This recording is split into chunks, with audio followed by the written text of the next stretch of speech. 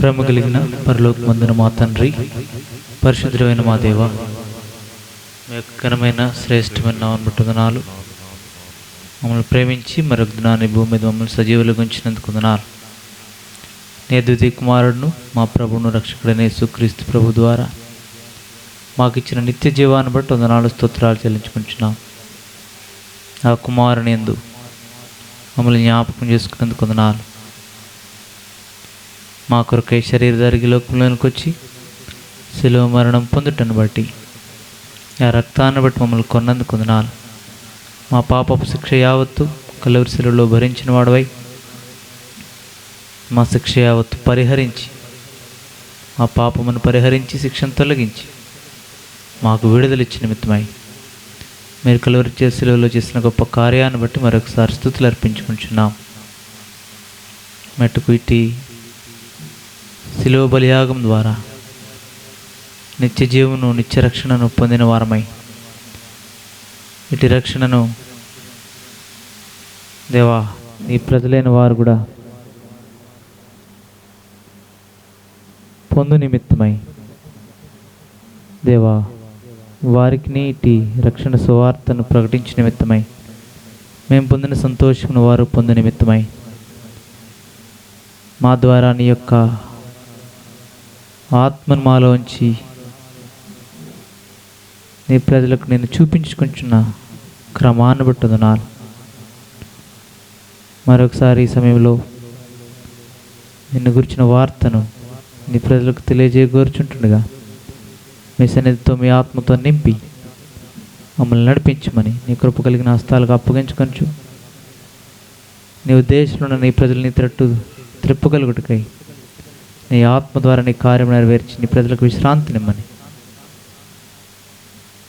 ప్రభువైన యేసుక్రీస్తు నామములో ఉన్న ప్రభావమును గుర్తెరిగిన వారై నీ రక్తమును ఆశ్రయించి నిత్య జీవనకు పాత్రలుగా చేయబట్టుకై మీ కృపను నీ ప్రజలలో చూపమని, నీ వాక్యం ద్వారా, నీ ఆత్మ ద్వారా దర్శించమని నీ కృప కలిగిన హస్తాలకు మమ్మల్ని అప్పగించుకొంచు.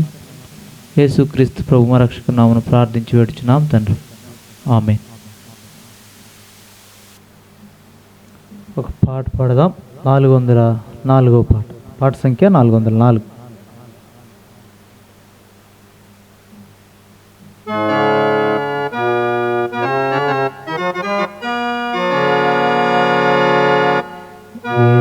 యెరూషలేము మమ్ములారా, రాజును లోనికి రానిమ్ము, చిరునవ్వుతో ప్రభు యేసుని నేడే ఆహ్వానించు, చిరునవ్వుతో ప్రభు యేసుని నేడే ఆహ్వానించుము.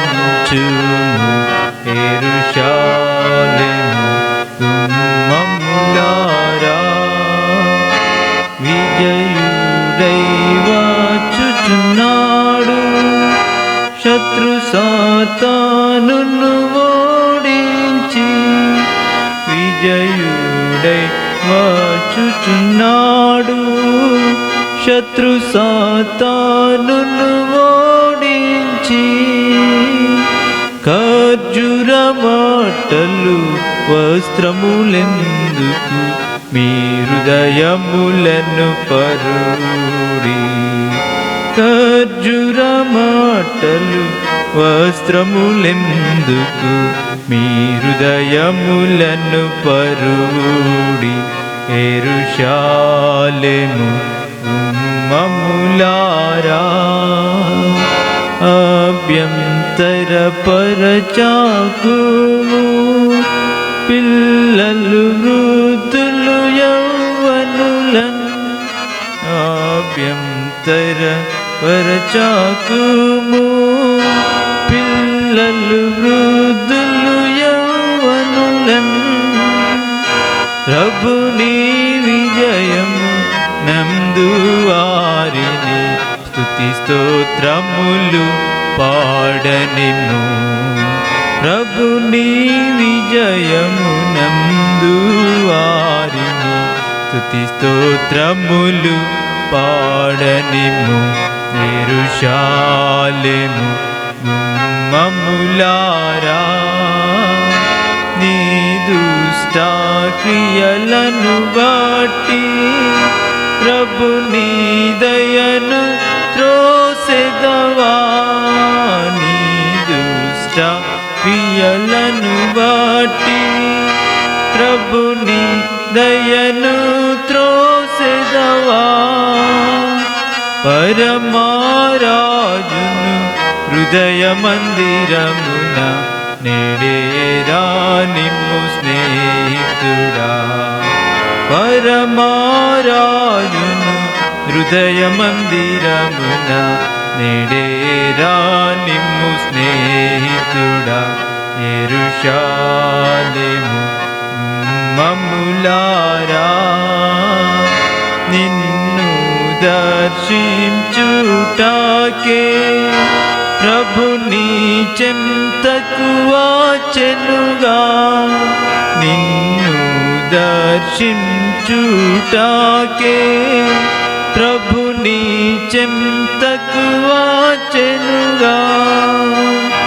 గాయపడిన హస్తమును చాచి నీ మదిలో చోటిమ్మనెను. గాయపడిన హస్తమును చాచి నీ మదిలో చోటిమ్మనెను.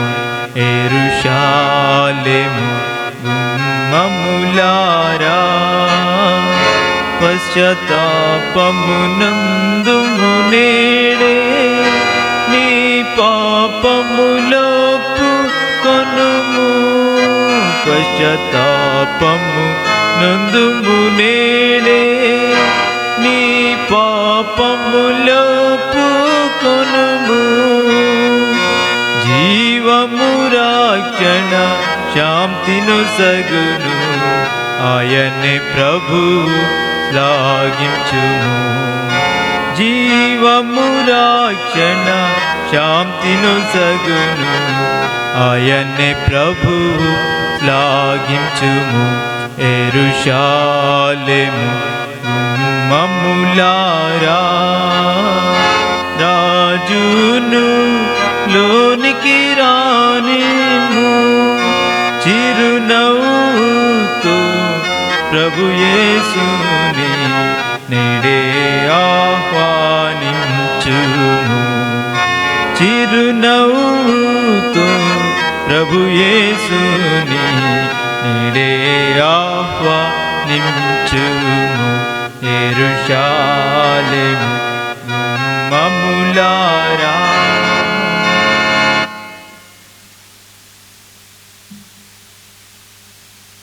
405వ పాట పాడదాం. 405. తెరువు నీ హృదయ ద్వారంబు నేడే ప్రభు యేసునందే రక్షణ కలదు. నిర్లక్ష్యముగా జీవించనేలా, నిర్లక్ష్యముగా జీవించనేలా వేచియున్నది తీర్పు నీ కొరకై. పరము నాకే గుట కాయాతపడుము. తెరువు నీ హృదయాంబును జన్మంబుతోనే పాపివి నీవు, నీతిమంతుడే లేడు. జన్మంబుతోనే పాపివి నీవు, నీతిమంతుడే లేడు. కామ క్రోధ లోభ మోహ పాపపుడాగులివియే. కామ క్రోధ లోభ మోహ పాపపుడాగులివియే. తెరువు నీ హృదయ ద్వారంబు నేడే ప్రభు యేసునందే రక్షణ కలదు.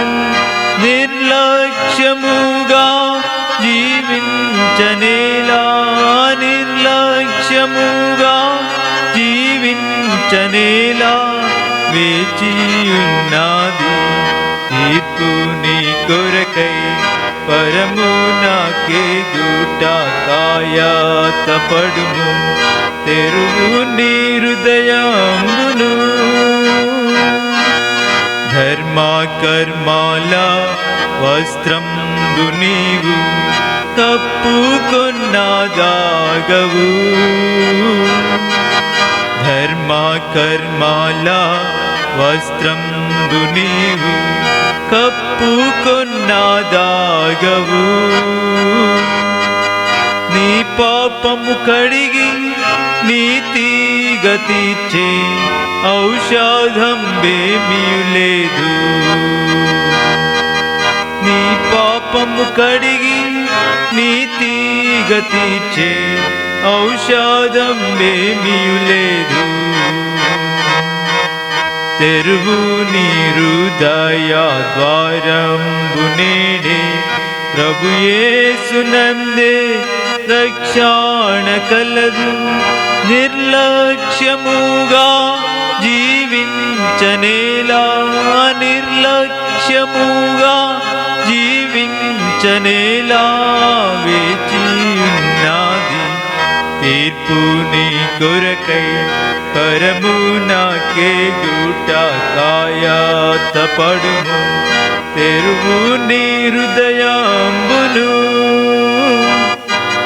తెలియదు నీకు నీ మరణ దినము నిశ్చింతగా నుండెదవా తెలియదు నీకు నీ మరణ దినము నిశ్చింతగా నుండెదవా పాప ఫలితము నరకామె వినుము విడిపించెడి వారెవ్వారు పాప ఫలితము నరకామె వినుము విడిపించెడి వారెవ్వారు తెరువు నీ హృదయ ద్వారంబు నేడే ప్రభు యేసునందే రక్షణ కలదు నిర్లక్ష్యముగా జీవించనేలా నిర్లక్ష్యముగా జీవించనేలా వేచియున్నది తీర్పు నీ కొరకై పరమునాకే గూట కాయాతపడుము తెరువు నీ హృదయంబును పాపము వలన నీ జీవితమును నష్టపరచుకుందువా పాపము వలన నీ జీవితమును నష్టపరచుకుందువా భరింపలేని నారాక బాధ ఏడ్పేగా నీ ఫలితము భరింపలేని నారాక బాధ ఏడ్పేగా నీ ఫలితము తెరువు నీ హృదయ ద్వారంబు నేడే ప్రభు యేసునందే రక్షణ కలదు నిర్లక్ష్యముగా జీవించనేలా నిర్లక్ష్యముగా జీవించనేలా వేచియున్నది తీర్పు నీ కొరకై పరమునాకే గూట కాయాతపడుము తెరువు నీ హృదయంబును పాపపు శిక్ష నీదయ్యుండా నిన్ను రక్షింపనించే పాపపు శిక్ష నీదయ్యుండా నిన్ను రక్షింపనించే సిలువ శ్రమలు భారించ భారించెనేసు నీకై రక్తము కార్చేగా సిలువాశ్రమలు భారించెనేసు నీకై రక్తము కార్చేగా తెరువు నీ హృదయ ద్వారంబు నేడే ప్రభు యేసునందే రక్షణ కలదు నిర్లక్ష్యముగా జీవించనేలా నిర్లక్ష్యముగా జీవించనేలా వేచియున్నది తీర్పు నీ కొరకై పరమునాకే గుట కాయత పడుము తెరువు నీ హృదయంబును ఒప్పుకొనుము నీ పాపములను అపరాధీనంచు వేడు ఒప్పుకొనుము నీ పాపములను అపరాధీనంచు వేడు తన రక్తమందు కడుగును నిన్ను రక్షణానందేదావు తన రక్తమందు కడుగును నిన్ను రక్షణానందేదావు తెరువు నీ హృదయ ద్వారంబు నేడే ప్రభు యేసునందే రక్షణ కలదు నిర్లక్ష్యముగా జీవించనేలా నిర్లక్ష్యముగా జీవించనేలా వేచియున్నది తీర్పు నీ కొరకై పరమునాకే గుట కాయత పడుము తెరువు నీ హృదయంబును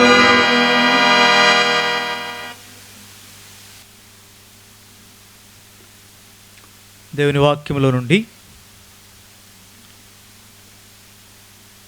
రోమిలికి రాసిన పత్రిక 6వ అధ్యాయం రోమిలికి రాసిన పత్రిక 6వ అధ్యాయం 22-23 వచనాలు. రోమిలికి రాసిన పత్రిక 6వ అధ్యాయం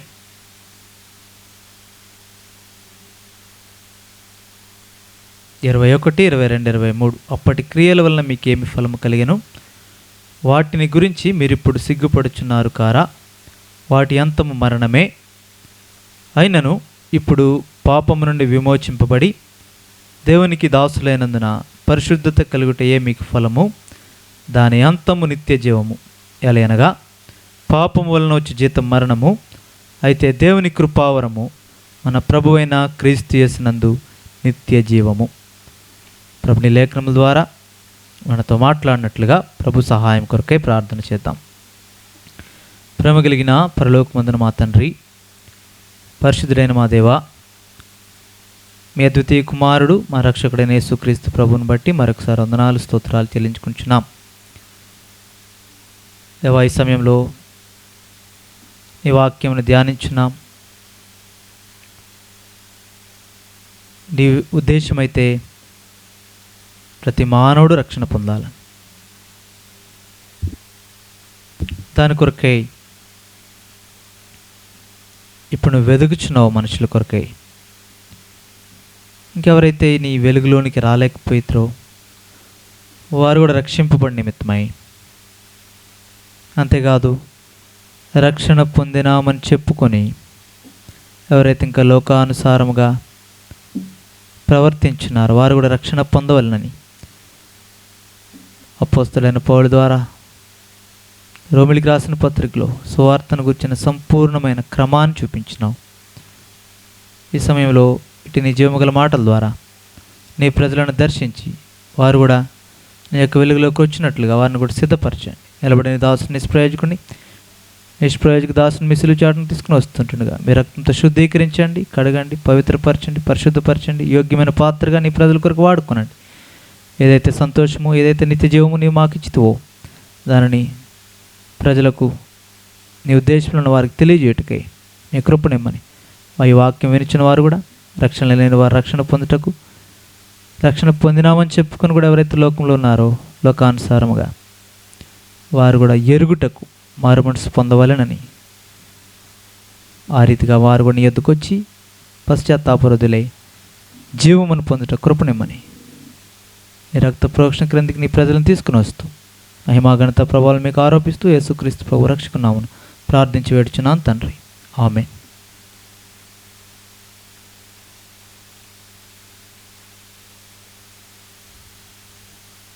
ఇక్కడ మన చదవబడిన లేఖన భాగంలో రోమీలకు రాసిన పత్రిక 6వ అధ్యాయం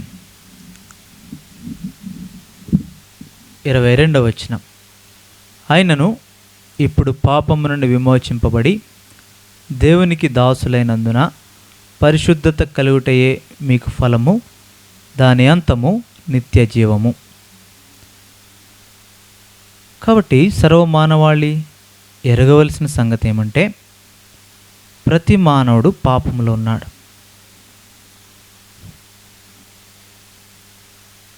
ప్రతి మానవుడు పాపిగా ఉన్నాడు లోకంలో.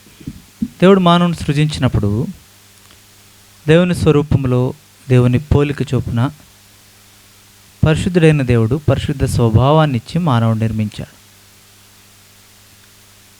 మనం ఈ సంగతులు ఎరుగుదు ఆదికాండంలో 1వ అధ్యాయంలోనే చూస్తాం. పరిశుద్ధ దేవుడు పరిశుద్ధంగా ఉండే నిమిత్తమే మానవుణ్ణి నిర్మించాడు. తన స్వరూపం ఇచ్చాడు, తన పోలిక ఇచ్చాడు, తన స్వభావం ఇచ్చాడు, తన జ్ఞానం ఇచ్చాడు, తన వంటి వాడిగా చేశాడు.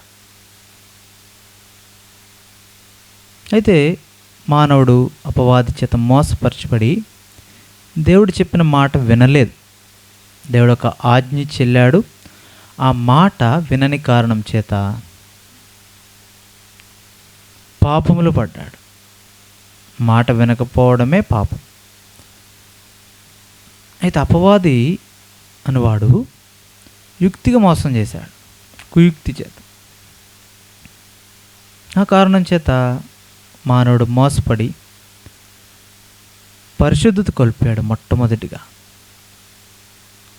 దేవుడిచ్చిన పరిశుద్ధత ఎప్పుడైతే కోల్పోయాడో, పరిశుద్ధుడైన దేవుడు అంతవరకైతే మానవునితో కలిసి నడవడానికి ఇష్టపడ్డాడు, మాట్లాడడానికి ఇష్టపడ్డాడు, సహవాసం చేయడానికి ఇష్టపడ్డాడు, అన్నిటి మీద అధికారం ఇచ్చాడు మానవునికి నిర్మించిన తర్వాత. అయితే తన పాపమును బట్టి వీటన్నిటిని మానవుడు కోల్పోయాడు. కారణం ఏమంటే మొట్టమొదటి పరిశుద్ధత కోల్పోయాడు. కాబట్టి పాపపు తలంపులు, చెడు ఆలోచనలు, తన శరీరాన్ని తన స్వాధీనంలో పెట్టుకునే సంగతి కోల్పోయాడు. ఈ రీతిగా దేవుడిచ్చిన ఈ సర్వ సృష్టి మీద ఇచ్చిన అధికారాన్ని ఏమో అపవాదికి అప్పగిచ్చేశాడు. ఆ కారణం చేత మానవుడు శిక్షకు పాత్రుడయ్యాడు. దేవుడైతే మానవుని కొరకై అసలు మరణమే మానవుని కొరకు నియమించబడలే. చనిపోవడానికి కాదు మానవుడు నిర్మించింది, సదాకాలం బ్రతికుండడానికే దేవుడు నిర్మించాడు మానవుడు.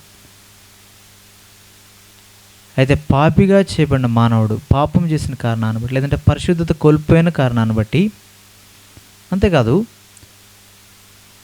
దేవుడు ఒక మహిమతో నింపాడు మానవుడిని, దేవుని మహిమ. అట్లాంటి ప్రభావాన్ని, మహిమను కూడా పాపాన్ని బట్టి మానవుడు కోల్పోయాడు. అందుకే దిగంబరుడిగా కనబడ్డాడు పాపం చేసిన తర్వాత. ముందు కూడా అట్లనే ఉన్నాడు, కానీ శారీరకంగా ముందు కూడా వస్త్రాలు ఏం వేసుకోలే. అయితే మహిమ ఉంది. అందుకే ఇదే రోమాపత్రికలో పౌలు చెప్తాడు, 3వ అధ్యాయం 23వ వచనం, ఏ భేదము లేదు, అందరూ పాపము చేసి దేవుడు అనుగ్రహించు మహిమను పొందలేకపోవచ్చున్నారు. పాపం ఎప్పుడైతే చేశారో మహిమ పోయింది.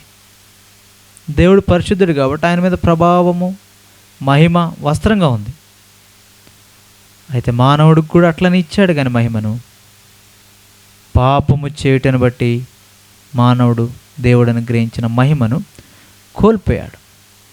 అంతేకాదు అదే పాపంలో నిలిచిన కారణాన్ని బట్టి ఆ మహిమను మరలా పొందలేకపోతున్నాడు. అప్పుడు నుండి మానవులు పాపులు, ఎందుకంటే జన్మతోనే పాపం. ఇంకా మానవుని జన్మే పాపం, క్రియలు కూడా పాపపు క్రియలు, స్వభావం కూడా పాపపు స్వభావం. ఇప్పుడు దేవాది దేవుడు ఇటు పాపైన మానవుని తిరిగి సమకూర్చాలని కోరాడు. కాబట్టి విశ్రాంతి లేని మానవునికి, మరణానికి పాత్రుడైన, నరకానికి పాత్రుడైన మానవుని తిరిగి రక్షించాలని కోరాడు. ఎందుకంటే అపవాదికి వాని దూతలకి నరకాగ్ని సిద్ధపరిచాడు దేవుడు, మానవునికి కాదు. అయితే మానవుడు పాపము చేయటను బట్టి, అపవాది ఉరిలో చిక్కుకొనటను బట్టి గ్రహింపు కోల్పోయి పాపం వలన వచ్చే జీతమైన మరణాన్ని తాను పొందాడు, దానికి పాత్రుడయ్యాడు.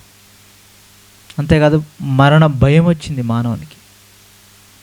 అంతకుముందు లేదు అది, ఇప్పుడు మరణ భయము. ఎందుకంటే మరణము అపవాది వశంలో, అనగా అపవాది మరణం అనే భయము చేత, మరణ బలము గలవాడై మానవుడిని భయపెడుతున్నాడు. కాబట్టి ఆ భయం కిందకి మానవుడు తీసుకుని రాబడ్డాడు. దేనిని బట్టి అంటే పాపమును బట్టి. విశ్రాంతి లేని స్థితి, సమాధానం లేని స్థితి, శాంతి లేని స్థితి, జీవితంలో నెమ్మది లేని స్థితి ఎందుకొరకు మానవునికి? మానవుని హృదయంలో పాపమున్న కారణాన్ని బట్టి, పాపపు తలంపులను బట్టి, పాపపు నడవడికను బట్టి. అందుకొరకే ఆ పాపమును విడిపించుటకై ఏ రకమైన బలులు ఇచ్చినా, ఏ రకమైన పనులు చేసినా దానిలో నన్ను విడిపించబడలేరు. ఆ దేవాదేవుడు ఎరిగిన వాడై ఖచ్చితంగా బలి అర్పించాల. ఈ పాపం నుండి విమోచించబడాలంటే రక్తము కార్చాలి. రక్తము చిందించబడకుండా పాపక్షమాపణ జరగదు. కాబట్టి పాత నిబంధన, అదే ముందు దినాల్లో ప్రభువైన యేసుక్రీస్తు శరీరధారిగా ఈ లోకంలోనికి రాక మునుపు ఆయా బలులు, ఆ ధర్మశాస్త్రం అనేది ఒకటి ఇచ్చాడు తన ప్రజలైన ఇశ్రాయేలీయులకి సాదృశ్య రూపకంగా. అది ఎప్పుడూ పాపాన్ని పరిహరించడం కాదు, అది కొంతవరకే. వారి మనసులు మారతాయని దేవుడు ఆ రీతిగా చేశాడు. ఏదైనా ఒక పశువు మిత్తం పాపం పెట్టి దాన్ని వధిస్తే పాపం పోతుందా రక్తాన్ని బట్టి అని దేవుడు వారికి చెప్పాడు. కారణం ఏమంటే వారు ఆ రీతిగా పాపపు జ్ఞప్తి తీసివేసబడి మనస్సాక్షి శుద్ధీకరించబడుతుందని, ఇక పాపం చేయకుండా ఉంటారని. కానీ వారు ఎట్లా మార్చుకున్నారు దాన్ని? అదొక ఆచారంగా, అలవాటుగా పాపం చేయడం, బలి అర్పించడం. దేవుని ఉద్దేశం అది కాదు. అందుకొరకే నిత్యమైన బలి అర్పించబడు నిమిత్తమై. ఇప్పుడు గొర్రెలు మేకలుగా దేవుడు కోరేది, అలా అలవాటైపోయింది వారికి. అందుకే దేవుడు తన సొంత కుమారుని ఈ లోకంలోనికి పంపించాడు. ఎలా పంపాడు చూడండి. రోమీయులకు రాసిన పత్రిక 8వ అధ్యాయం. ఈ రోమీయులకు రాసిన పత్రికలో సంపూర్ణ సువార్త కలిగిన పత్రిక ఇది. ఎందుకంటే మానవులుగా అనేక తలంపులు ఉంటాయి. మొదటి నుండి అందుకే చక్కగా సువార్తను వివరించిన పత్రిక ఏంటంటే బైబిల్ గ్రంథంలో రోమీయులకు రాసిన పత్రిక. పౌలు అందుకే ముందు అన్ని జనులు, అంటే దేవుణ్ణి ఎరగని వారు, సృష్టిని పూజించే వారిని గురించి మొదలుపెట్టి 2వ అధ్యాయంలో ప్రభువుని ఎరిగి కూడా ఆ విశ్రాంతిలోనికి రాలేని వారు, నెమ్మది లేని వారిని గురించి రాస్తున్నాడు. ఎందుకంటే కేవలం యేసుక్రీస్తు ప్రభువుని ఎరగని వారే కాదు, ఎరిగి కూడా నిత్య జీవాన్ని పొందలేని వారు ఉన్నారు. అందుకే ఇక్కడ జ్ఞాపకం చేస్తున్నాడు చూడండి. 8వ అధ్యాయం 4వ వచనం. పాప పరిహారం నిమిత్తం దేవుడు తన సొంత కుమారుని పాప శరీరాకారముతో పంపి ఆయన శరీరమందు పాపమునకు శిక్ష విధించెను. కాబట్టి దేవుని అద్వితీయ కుమారుడు ప్రభువైన యేసుక్రీస్తు ఒక్కడే. ఆ కుమారుణ్ణి ఈ లోకములోనికి శరీరాన్ని ఇచ్చి పంపించాడు. అంటే ఒక కణముగా, ఒక శిశువుగా పుట్టాడు మరియ గర్భాన పరిశుద్ధాత్మ వలన. ఆయన జన్మలో పాపం లేదు, ఎందుకంటే కన్య అయిన మరియ ద్వారా పరిశుద్ధాత్మని శక్తి, దేవుని శక్తి వలన జన్మించాడు. ఆయన ఒక శరీరాన్ని ధరించుకున్నాడు. ఈ లోకంలో అన్ని విషయాల్లో సామాన్య మానవుడు ఎట్లా జీవిస్తాడు అలానే జీవించాడు. ఆకలిగా ఉన్నాడు, తప్పిగా ఉన్నాడు, శోధనలు గుండా వెళ్ళాడు, శ్రమలు గుండా వెళ్ళాడు, అన్ని పరిస్థితులు గుండా వెళ్ళాడు. అయితే ఆయన గురించి సాక్ష్యం చెప్పబడింది. పవిత్రుడు, నిర్దోషి, నిష్కల్మషుడు, పాపులలో చేరక ప్రత్యేకంగా ఉన్నాడు. నీవలి నావలయ్యాడు, అన్ని విషయాల్లో మనవలే శోధింపబడ్డాడు, కానీ ఆయన పాపము లేనివాడు, ఎక్కడా పాపం చేయలే. మానవుడు పాపం చేయకుండా జీవించగలడు అని చూపించాడు. అయితే జన్మతోనే పాపులమైన మనలను రక్షించిన నిమిత్తమై, పాపం నుండి విడిపించిన నిమిత్తమై చివరిగా ఇంకా ఆయన శరీరం మీద పాపమునకు శిక్ష విధించాడు తండ్రి. కలవరి శిలువలో మనం చేతులతో చేసిన పాపాల నిమిత్తమై ఆయన చేతుల్లో మేకులు, మనం కాళ్ళతో వెళ్ళిన ప్రతి చెడు నడతను బట్టి ఆయన కాళ్ళలో శీలలు కొట్టబడ్డాయి. పక్కన బళ్ళెప్పోటు, మన తలతో చేసిన ప్రతి చెడు తలంపుల కొరకై, చెడు ఆలోచనల కొరకై ఆయన తల మీద మండల కిరీటం పెట్టబడింది. ఈ రీతిగా శరీరాన్ని అంతా మన కొరకు అప్పగించాడు. మన పాపపు శిక్ష అంతా కలవరి శిలువలో భరించి, మరణించి, పాతి పెట్టబడి తిరిగి లేచాడు. తిరిగి లేచిన ప్రభు చెప్తున్నాడు, ఎవరైతే నా యందు విశ్వాసం ఉంచుతారో వారు జీవిస్తారు, నా కుమారులు అవుతారు. ఇట్టి గొప్ప ఆధిక్యత, రక్షణ కార్యమంతా శిలువలో సంపూర్తి చేశాడు. ఇది ఎందుకంటే పాపముల నుండి నన్ను విడిపించిన నిమిత్తమై, విమోచించిన నిమిత్తమై. పాపం వల్ల మనం అపవాది యొక్క చెరలోనికి వెళ్ళిపోయాం. మనం మేలు చేద్దాం అనుకుంటున్నాం కానీ కీడు చేస్తున్నాం. అందుకే రోమిలికి రాసిన పత్రిక 1వ అధ్యాయంలో పౌలు జ్ఞాపకం చేస్తాడు. రోమిలికి రాసిన పత్రిక 1వ అధ్యాయంలో మొదట అన్ని జనులు ఎలా ఉన్నారు చూడండి. కొందరేమో 18వ వచనం, దుర్నీతి చేత సత్యమును అడ్డగించు మనుషుల యొక్క సమస్త భక్తిహీనత మీదను దుర్నీతి మీదను దేవుని కోపము పరలోకము నుండి బయలుపరచబడుచున్నది. ఎందుకనగా దేవుని గురించి తెలియశక్యమైనది ఏదో అది వారి మధ్య విషదమైనది, దేవుడు అది వారికి విషదపరచెను. ఆయన అదృశ్య లక్షణములు అనగా ఆయన నిత్యశక్తియు దేవత్వమును జగదుత్పత్తి మొదలుకొని సృష్టింపబడిన వస్తువులను ఆలోచించడం వలన తేటపడుచున్నవి కనుక వారు నిరుత్తరులై ఉన్నారు. మరియు వారు దేవుని ఎరిగియు ఆయనను దేవునిగా మహిమపరచలేదు, కృతజ్ఞతాస్తులు చెల్లింపనూ లేదు, కానీ తమ వాదముల యందు వ్యర్థులైరి. వారి అవివేక హృదయము అంధకారమాయను, తమ జ్ఞానులమని చెప్పుకొనుచు బుద్ధిహీనులైరి. వారు అక్షయుడగు దేవుని మహిమను క్షయమగు మనుషులకు, పక్షులకు, చతుష్పాద జంతువులకు, పురుగుల యొక్క ప్రతిమా స్వరూపములుగా మార్చిరి. ఇది అన్ని జనులు అంటే దేవుని ఎరగని వారు తమ జ్ఞానులం అనుకొని దేవుడు తన యొక్క అదృశ్య లక్షణాలను బట్టి ఆలోచిస్తే దేవుడు ఎవరో వారికి తెలుస్తుంది, సృష్టికర్త ఎవరో వారికి తెలుస్తుంది. దానికి బదులుగా ఏదో ఒక సృష్టాన్ని, దేవుడు సృజించిన వస్తువులను దేవుని రూపముగా మార్చి దేవునికి చెందవలసిన మహిమ దేవునికి ఇవ్వవలసింది దేవునికి ఇవ్వాలని తెలిసి కూడా వాటికి ఇస్తున్నారు. చూడండి 24వ వచనం, ఈ హేతు చేత వారు తమ హృదయముల దురాశలను అనుసరించి తమ శరీరములను పరస్పరం అవమానపరుచుకున్నట్లు దేవుడు వారిని అపవిత్రతకు అప్పగించాను. అట్టి వారు దేవుని సత్యమును అసత్యమునకు మార్చి సృష్టికర్తకు ప్రతిగా సృష్టమును పూజించి సేవించిరి. మొట్టమొదట వారికి రక్షణ అవసరం. ఎన్ని నిమిత్తం అంటే సృష్టికర్తకు బదులుగా సృష్టిని సేవిస్తున్నారు వారు. సృష్టి అంతటి మీద అధికారం నీకు ఇవ్వబడింది. మానవుడిగా నీ క్రింద ఉండవలసిన సృష్టిని నువ్వు పూజిస్తున్నావు. నీ కొరకై సృష్టి, దేవుడు మానవుని కొరకై సృష్టి అంతటినీ చేశాడు. వాటి మీద ఏలుడి అని చెప్పాడు, ఏలికగా రాజుగా పెట్టాడు. సమస్త పశువులు, పక్షులు, జీవముతున్నవన్నీ, అంతేకాదు ఈ భూమి మీద వాటన్నిటిని కూడా మానవుని అధీనంలో పెట్టాడు దేవుడు. అయితే పాపమును బట్టి ఆదాము కోల్పోయాడు, మొదటి మానవుడు. ఆ స్వభావం కలిగిన మానవులను కూడా మన క్రింద ఉండవలసిన వాటిని మనకంటే గొప్పగా ఎంచి సృష్టిని పూజిస్తున్నాం. అవేవైనా కావచ్చు, సృష్టికర్త వాటిని నిర్మించిన వాడిని వదిలేసినాం. ఆ కారణాన్ని బట్టి దైవోగ్రతకు పాత్రులమై మరణం నిత్య నరకానికి పాత్రలమైపోయాం. రెండవదిగా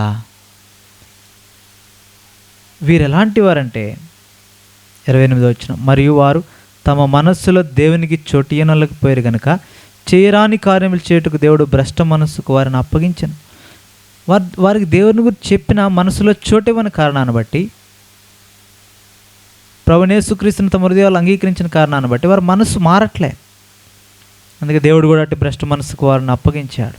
అందుకే వారిని గురించి అటు వారు సమస్తమైన దుర్నీతి చేతను, దుష్టత్వం చేతను, లోభము చేతను, ఈర్ష్య చేతను నిండుకొని మత్సరము, నరహత్య, కలహము, కపటము, వైరమని వాటితో నిండిన వారై కొండెగాండ్రును, అపవాదకులను, దేవద్వేషులను, హింసకులను, అహంకారులను, బెంకములాడువారును, చెడ్డవాటిని కల్పించేవారును, తల్లిదండ్రులకు అవిధేయులను, అవివేకులను, మాట తప్పువారును, అనురాగరహితులను, నిర్దయులునైరి. ఇటు కార్యములను అభ్యసించేవారు మరణమునకు తగిన వారును దేవుని న్యాయ విధిని వారు బాగుగా ఎరిగిండి వాటిని చేయుచున్నారు. చూడండి, ఇటువంటి మనస్సు కలిగిన వారందరూ నిత్య నరకానికి పాత్రలు. వారి చేయకూడదని తెలుసు కానీ వాటినే చేస్తున్నారు. కారణం వారి దేవునికి ప్రభువైన యేసుక్రీస్తుకి వారి హృదయాల్లో చోటు ఇవ్వలేదు. అంతేకాదు, మరొక కోవకు చెందిన వారు ఉన్నారు. 2వ అధ్యాయం, రోమిలికి రాసిన పత్రిక 2వ అధ్యాయంలో వీరెవరు? కాబట్టి తీర్పు తీర్చే మనుషుడా, నీవెవడమైనా సరే నిరుత్తరుడైనావు, దేని విషయంలో ఎదుటివానికి తీర్పు తీర్చున్నావో దాని విషయంలో నీవే నేరస్తుడు అని తీర్పు తీర్చుకొనిచున్నావు. ఎలాగనగా తీర్పు తీర్చి నీవును అట్టి కార్యములనే చేయించున్నావు కావా? 3వ వచనం, అట్టి కార్యములు చేయవారికి తీర్పు తీర్చుచు వాటినే చేయించిన మనుషుడా, నీవు దేవుని తీర్పు తప్పించుకుందునని అనుకుందువా? లేదా దేవుని అనుగ్రహం మారుమనసు పొందుటకు నేను ప్రేరేపించినదని ఎరుగక ఆయన అనుగ్రహ ఐశ్వర్యమును, సహనమును, దీర్ఘశాంతమును తృణీకరించుతూ. వీరు దేవుని ఎరిగారు కానీ ఎదుటి వారికి చెప్పడమే, వారి జీవితాల్లో ప్రభు యొక్క జీవాన్ని వారు అనుభవించట్లేదు. ఎప్పుడు ఎదుటి వారికి చెప్పేదానికే, వాళ్ళు చేసేదానికి కాదు. వీరు ప్రభుని ఎరిగారు, వీరిని గురించి చెప్పాడు. పైకి భక్తి గలవారు వలె ఉండి దాని శక్తిని ఆశ్రయించిన వారని పౌలు చెప్తాడు, పత్రికలో రాయబడింది. కాబట్టి ఇట్టి మనస్సు ఎవరైతే కలిగి ఉన్నారో వారు పైకి భక్తిగా ఉన్నట్టు కనబడతారు. అంటే ప్రభువునే కలిగి ఉన్నట్టు, ప్రభువుని యేసుక్రీస్తునే. కానీ ఆయన నడిచినట్లు నడవరు, ఆయన మాట్లాడినట్టు మాట్లాడరు. ఇతరులకు చెప్పడం మాత్రమే చేస్తారు కానీ తాము తమ జీవితాల్లో చేయరు. వారిని బట్టి ఏమైంది? అందుకే వారిని గురించి మాట్లాడుతున్నాడు. 5వ వచనం, నీ కాఠిన్యమును మార్పు పొందిన నీ హృదయమును అనుసరించి ఉగ్రత దినమందు, అనగా దేవుని న్యాయమైన తీర్పు బయలుపరచబడి దినమందు నీకు నీవే ఉగ్రతను సమకూర్చుకుంటున్నావు. 6వ వచనం, ఆయన ప్రతి వానికి వాని క్రియల చొప్పున ప్రతిఫలం ఇచ్చును. ప్రియ సోదరుడు, నువ్వు ఎలాంటి కోవలో ఉన్నా ఈ 2 కోవల్లో ఒకటి గుర్తెరుగు, ప్రతి వానికి వాని క్రియలు చొప్పున దేవుడు ప్రతిఫలం ఇస్తాడు. 7వ వచనం, సత్క్రియను ఓపికగా చేయొచ్చు మహిమను, ఘనతను, అక్షయతను వెతుకు వారికి నిత్య జీవం ఇస్తాడు. అది గమనించండి, ఇది చాలా ప్రాముఖ్యం. సత్క్రియను ఓపికగా చేయొచ్చు మహిమను, ఘనతను, అక్షయతను వెతుకు వారికి నిత్య జీవం ఇస్తాడు. అంతేగాని ఒకసారి ప్రభుని అంగీకరిస్తే నిత్య జీవం ఇంకా ఎన్ని పాపాలు చేసినా వస్తుంది అనుకోవద్దు. నిన్ను రక్షించిన నిమిత్తమై దీర్ఘశాంతము కలిగి ప్రభువు తన కృపను విస్తరింపజేస్తున్నాడు. రోమిలికి రాసిన పత్రిక 5వ అధ్యాయం చివరి వచనాల్లో ఉంచబడింది. అది నిన్ను రక్షించిన నిమిత్తమే, నిన్ను తిరిగి సమకూర్చిన నిమిత్తమే కృప చూపిస్తున్నాడు. అంతేగాని నీవు పాపములో నిలిచి ఉండే నిమిత్తం కాదు. కృప విస్తరించవలని పాపమందు నిలిచి ఉందమా అట్లా అనరాదన్నాడు 6వ వచనంలో, 6వ అధ్యాయం 1వ వచనంలో. కాబట్టి మెట్టుకు ఈ 2 కోవల్లో ఎటువంటి కోవలో మనం ఉన్నా, సృష్టిని పూజిస్తున్నా లేదంటే సృష్టికర్తను ఎరిగి ఉండి కూడా ఇతరులకు బోధించడమే కానీ మన జీవితాల్లో మనం ఆయన జీవాన్ని పొందలేకపోతే నిత్య జీవాన్ని పొందలేం. అందుకే ప్రియ సహోదరుడా, సహోదరి, ఈ సమయంలో ప్రభువుని దర్శించినప్పుడు నువ్వు ఎరగవలసిన సంగతి ఏమంటే, చదివిన భాగం చూద్దాం. రోమిలికి రాసిన పత్రిక 6వ అధ్యాయం 22వ వచనం, ఆయనను ఇప్పుడు పాపం నుండి విమోచింపబడి దేవునికి దాసులైనందున. కాబట్టి ఎవరైతే ప్రభువైన యేసుక్రీస్తునందు విశ్వాసం ఉంచారో ఆయన రక్తం, విశ్వాసం అనగా నమ్మిక, ఎవరైతే ప్రభువైన యేసుక్రీస్తు నీ పాపం నిమిత్తమై కూడా ఈ లోకంలోనికి వచ్చాడు, ప్రతివాన్ని రక్షించడానికి వచ్చాడు. హెబ్రీయులకు రాసిన పత్రిక 2వ అధ్యాయం 9వ వచనం ప్రకారం దేవుని కృప వలన ప్రతి మనుషుని కొరకు మరణం అనుభవించినట్లు, నీవు ఏ జాతి అయినా, ఏ కులమైన, ఏ మతమైన, ఏ భాష అయినా, ఏ రంగైనా, ఏమైనా సరే, ఏ దేశమైనా, నీ కొరకు కూడా ప్రభు వచ్చాడు. ఒకవేళ వేరే దేవతలుగా, దేవుళ్ళుగా సృష్టినే పూజిస్తున్న నీ కొరకు కూడా ప్రభు వచ్చాడు. ఒకవేళ నువ్వు ప్రభువైన యేసుక్రీస్తుని అంగీకరించినట్టుగా కనబడి ఇతరులకు బోధిస్తున్న నీ కొరకు కూడా ప్రభు వచ్చాడు. ఇతరులు బోధించడానికే కాదు, నీ కొరకు కూడా. నీ పాపం శిక్ష యావత్తు కలువరి శిలువలో ఆయన భరించాడు, శిక్షింపబడ్డాడు. నేను విడుదల చేయ నిమిత్తమే రక్షణ కార్యమంతా కలువరి శిలువలో సంపూర్తి చేశాడు. నీవు నిత్య జీవం పొందాలంటే, రక్షణ పొందాలంటే, ప్రభుత్వ సదాకాలం ఉండాలంటే, నీ పాపం నుండి నువ్వు విశ్రాంతి పొందాలంటే ప్రభువుని యేసుని అంగీకరించు. ఆ యేసుక్రీస్తు నామంలోనే రక్షణ, ఇంకెక్కడ లేదు. ఆకాశం క్రింద ఇవ్వబడిన ఏ నామంలోనూ రక్షణ లేదు. నీ పాపం నుండి విడుదల లేదు, ప్రభువుని యేసుక్రీస్తు నామంలోనే విడుదల. అందుకే ప్రభువుని అంగీకరించండి. అంగీకరించిన మనకైతే ఇప్పుడు 22వ వచనం, ఇప్పుడు పాపము నుండి విడుదల వచ్చింది, విమోచింపబడి ఇప్పుడు దేవునికి దాసులమయ్యాం. ఇంతకుముందు పాప స్వభావానికి దాసులం, పాపం చేయడానికి దాసులం అయిపోయాం. అయితే ఇప్పుడు దేవునికి దాసులం కాబట్టి దీనికి ఫలం ఏంటంటే పరిశుద్ధత. పరిశుద్ధత కలుగుటయే మీకు ఫలం, దాని అంతము నిత్యజీవం. ఒకేసారి అంతం రాదు. క్రమక్రమంగా పరిశుద్ధపరచబడి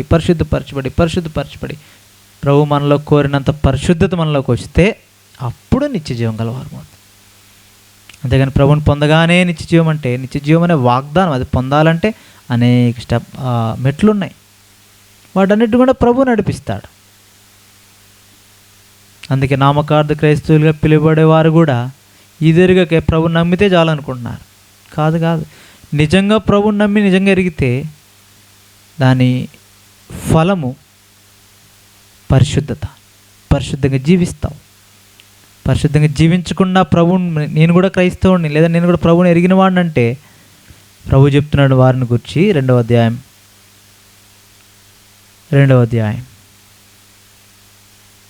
24వ వచనం, వ్రాయబడిన ప్రకారం మిమ్మును బట్టియే కదా దేవుని నామము అన్ని జనుల మధ్యను దూషింపబడుచున్నది.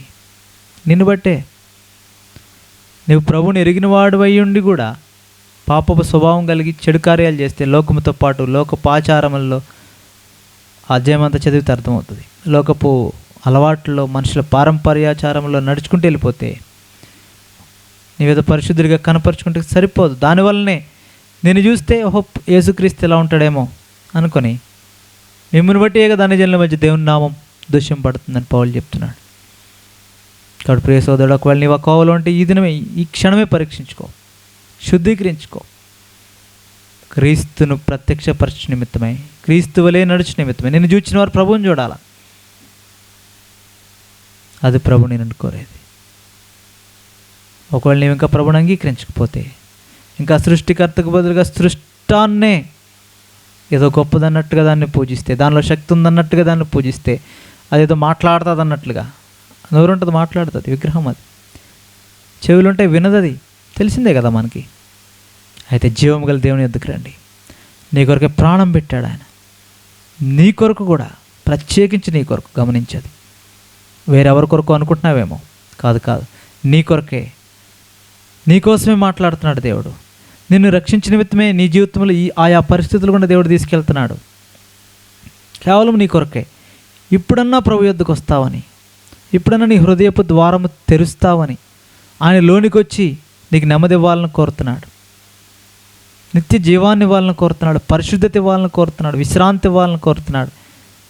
ఇన్ని పరిస్థితులు నీ జీవితంలో అనుమతించబడినా నీవు ఇంకా హృదయాన్ని కఠినపరుచుకుంటే అపవాదికి వాడి దూతలకు సిద్ధపరిచిన నరకాగ్నిలోనికి వెళ్తావు. నిజానికి భయపెట్టు కొరకు కాదది, ప్రభు నీ కొరకే చెప్పిన ప్రేమను చూపించిన నిమిత్తమై మేము ఈ సంగతులు మీకు జ్ఞాపకం చేస్తున్నాం.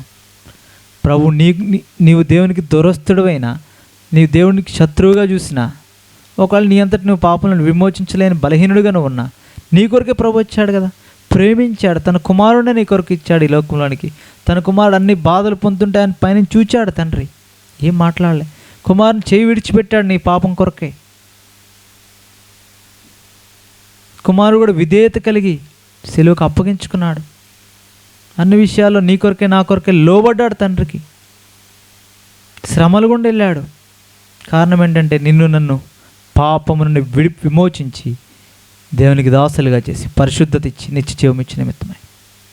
అదే అక్కడ రాయబడింది 23వ వచనం, రోమా 6:23. ఎలయనగా పాపము వలన వచ్చే జీతం మరణము, అయితే దేవుని కృపావరము మన ప్రభు అయిన క్రీస్తు యేసునందు నిత్య జీవం. ఒక మార్గాన్ని ఏర్పరిచాడు. ఇప్పుడు ఆదాములో కోల్పోయాం, మొదటి మానవుల్లో పాపాన్ని బట్టి దేవుని మహిమ కోల్పోయాం. అయితే తిరిగి కడపటి ఆదాముగా ప్రభువైన యేసుక్రీస్తు నరుడిగా, మధ్యవర్తిగా, శరీరధారిగా, నీ వంటి వాడిగా, నా వంటి వాడికి లోకంలోనికి వచ్చి మన పాపపు శిక్ష భరించి తిరిగి లేచి పరలోకమందు ఆసీనుడై నీ కొరకే నా కొరకే ప్రార్థన చేస్తున్నాడు. అక్కడ దాని కొరకే విశ్వసించి మనకు నమ్మేవారిని తనలోనికి తీసుకుంటున్నాడు, స్వీకరిస్తున్నాడు ఆయన. అందును బట్టి ఆ దేవాది దేవుడు నిత్య జీవానికి పాత్రులుగా మనల్ని ఎంచుతున్నాడు. ఒక మార్గాన్ని చూపించాడు. ఆయనే మార్గం, ఆయనే సత్యం, ఆయనలోనే జీవం ఉంది. ఆ జీవంలోనికి నేను రావాలని ప్రభు కోరుతున్నాడు. ప్రియ సోదరుడా, మేము ఇప్పటికీ అట్టి సంతోషాన్ని పొందినాం, అట్టి జీవాన్ని అనుభవిస్తున్నాం ప్రభువైన యేసుక్రీస్తులో. నీవు పొందాలని ఆశతో ఈ సమయంలో నీ కొరకే మాటలు దేవుడిస్తున్నాడు. అనేకులకి ఈ సంగతులు తెలియపరచబడట్లేదు. అయితే ప్రేమగల దేవుడు నిన్ను కరుణించి నీ కొరకు ఈ మాటలు ఇచ్చాడు. ఈ క్షణమైన ప్రభువైన యేసుక్రీస్తుని నీ సొంత రక్షకునిగా అంగీకరించు. ఆయన నిజమైన దేవుడని నీవు ఒప్పుకో. అప్పుడు నువ్వు నిత్య జీవాన్ని పాత్రుడు అవుతావు. ప్రతివాడి లోకంలో చనిపోవాల్సిందే. అయితే చనిపోయిన తర్వాత నిన్ను ప్రేమించిన నీ ప్రభుతో సదాకాలం ఉంటావు. దాని కొరకే ప్రభుత్వం నీవు ఉంటే అదే పరలోకం. సదాకాలం ఆయనతో నిన్ను ప్రేమించిన వాడితో నీవు ఉంటావు. ప్రేమించి ప్రాణం పెట్టిన వాడు సమస్తాన్ని నీ కొరకు ఇస్తాడు. ఈ ప్రేమ వార్త నీకు ప్రకటించబడినప్పుడు నీవు విశ్వసించు. ఈ క్షణమే ప్రభుని అడుగు, ప్రభువా నీవు నిజమైన దేవుడు అని ఇప్పుడే విన్నాను, అనేకసార్లు విన్నా, ఒప్పుకోలేకపోయాను. అయితే ఈ క్షణం నేను ఒప్పుకొంచున్నాను. యేసుక్రీస్తు అనే నరుడికి లోకంలోనికి వచ్చావు. ఆ నామంలో నేను నిత్య జీవం ఉంది, రక్షణ ఉందని ఎరిగా ప్రభు నామమున ప్రార్థించాలి. ఇప్పుడు ప్రార్థిస్తున్నాను. నా పాపం నిమిత్తమైన సిలువలో చనిపోయినావంట, నా శిక్ష యావత్తును కలువరి సిలువలో భరించినావంట. అందును బట్టి వందనాలు. నేను నమ్ముచున్నాను, నీ రక్తంతో నా పాపాలు కడుగు, పాపం నుండి నన్ను విడిపించి నిత్య జీవానికి పాత్రనుగా చేయి, పరిశుద్ధతి. ప్రభుని అడుగు, ఈ ప్రార్థన చేయి. వెంటనే నీ హృదయంలో ప్రభువైన యేసుక్రీస్తు వస్తాడు. పాపం నుండి విజయం పొందుతావు, నిత్య జీవానికి వారసుడిగా చేయబడతావు. అంతటితోనే కాదు, ప్రభు వలె నడిచి శిక్షావిధి నుండి, కాబట్టి ఇప్పుడు క్రీస్తు యేసునందున్న వారికి ఏ శిక్షావిధి లేదంటాడు 8వ అధ్యాయం. తర్వాత నెమ్మదిగా క్రమక్రమంగా పైకి తీసుకెళ్తాడు. ఇంకా ప్రభు పోలికలోనికి మార్చబడి నిమిత్తమే దేవుని కరుణ, దేవుని కృప సజీవంగా ఆయనకు సమర్పించుకోండి అంటాడు 12వ అధ్యాయంలో. ఈ రీతిగా తర్వాత మెట్టు వెంబడి మెట్టు ఎదుగుతావు, ప్రభు వలే మార్చబడతావు. ఇవన్నీ నీకు అర్థం అవ్వాలంటే మొట్టమొదటిగా ప్రభువైన యేసుక్రీస్తునందు విశ్వాసం ఉంచు, నమ్మిక ఉంచు. ఇప్పుడే ప్రభుని అడుగు. ప్రభు నిన్ను తనకు కుమారునిగా స్వీకరిస్తాడు. ప్రేమగల దేవుడు నిన్ను ఆ రీతిగా పరిశుద్ధాత్మ దేవుని హృదయాన్ని ఒప్పించి సిద్ధపరచునుగాక. ప్రార్థన చేద్దాం. ప్రేమ కలిగిన పరలోకమందున మా తండ్రి, పరిశుద్ధమైన మా దేవ, మరొకసారి ఈ సమయంలో మీరు ఇచ్చిన జీవం గల లేఖనాలను బట్టి వందనాలు. నీ వాక్యపు శక్తిని బట్టి, మృతుల్లో నుండి తిరిగి లేచిన ప్రభావం కలిగిన నీ నామమును బట్టి, అన్ని నామముల కన్నా పైనామాన్ని బట్టి, నీవిచ్చిన ఆదరణకర్త పరిశుద్ధాత్ముడైన సంచకరువును బట్టి నీ ప్రజల హృదయాల్లో, ఈ వాక్యం విని వారి హృదయాల్లో నీ లోతైన కార్యం జరిగించండి. లోకమును, పాపమును గురించి, నీ తీర్పును గురించి, నీతిని గురించి ఒప్పింపచే దేవుడు. నిన్ను గురించి ప్రకటించబడింది. ప్రభువైన యేసుక్రీస్తును గురించిన వార్త, రక్షణ వార్త ప్రకటించబడింది.